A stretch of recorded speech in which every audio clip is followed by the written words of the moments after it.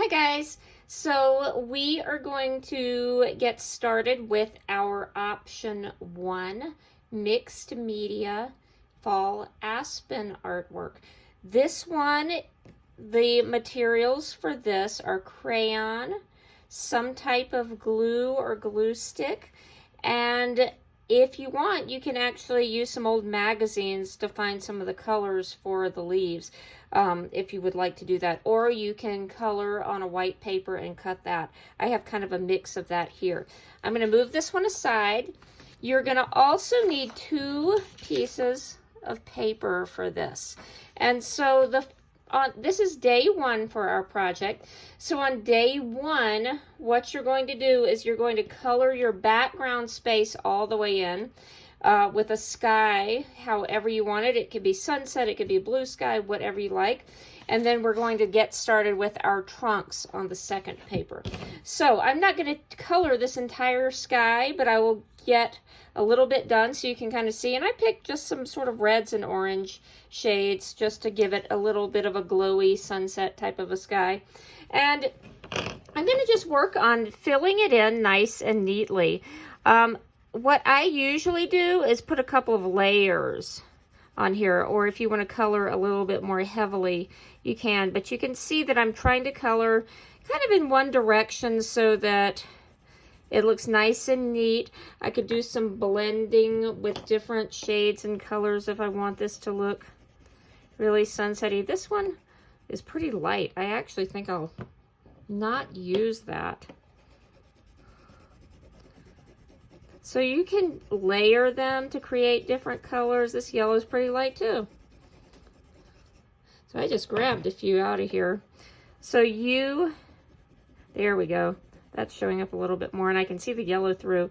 So you can just begin with whatever kind of colors you want and just create a nice bright, or it could even be dark. It could be, you know, a stormier or gray kind of sky, whatever you want.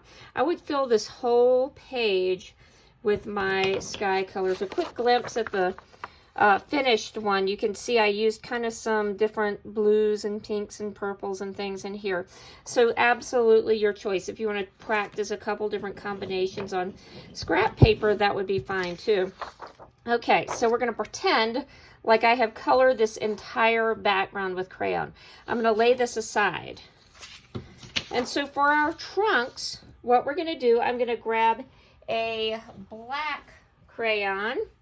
And so remember we had that little field trip out to my backyard and looked at the bark. And we saw that it's mostly white with a little bit of black markings on there.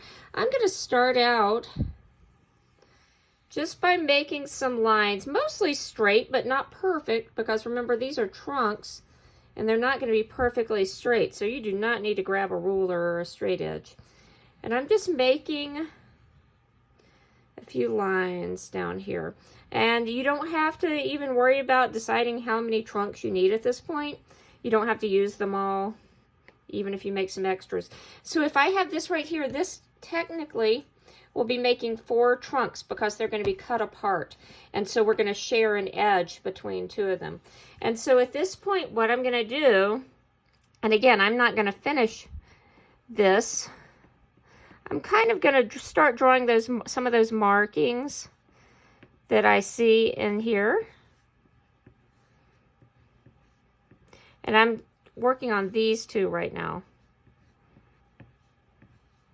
You don't want to make it too much into like some kind of a pattern. You want it to look as random as possible. And then what you're going to do after you have some of those lines and markings on there is you can kind of do a little bit of soft shading. And this is kind of easy way to share between 2 trunks too, is just kind of just coloring sort of lightly down the trunks, and I would go all the way down.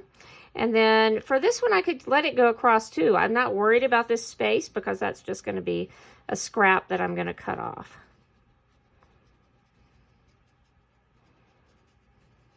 So I would continue that along all of these trunks Again, I think you get the idea right now, so I'm not going to do this whole thing while you're watching. I want to give you some time for your own. You can also remember some of those little areas where the branches have fallen off. Kind of look like eyeballs to me, so if you want to add some of those in there, you can as well. So we would finish this sheet, and then these are going to be your trunks.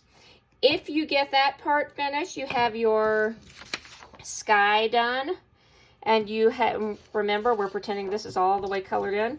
You have your trunks ready to go. We are going to stack up these papers and put them aside for tomorrow. And then tomorrow will be step 2 of creating our trees. And so if you finish early, of course, you can do some free drawing, or you can visit the virtual classroom, or any other free choice ideas that you have. Thanks for watching.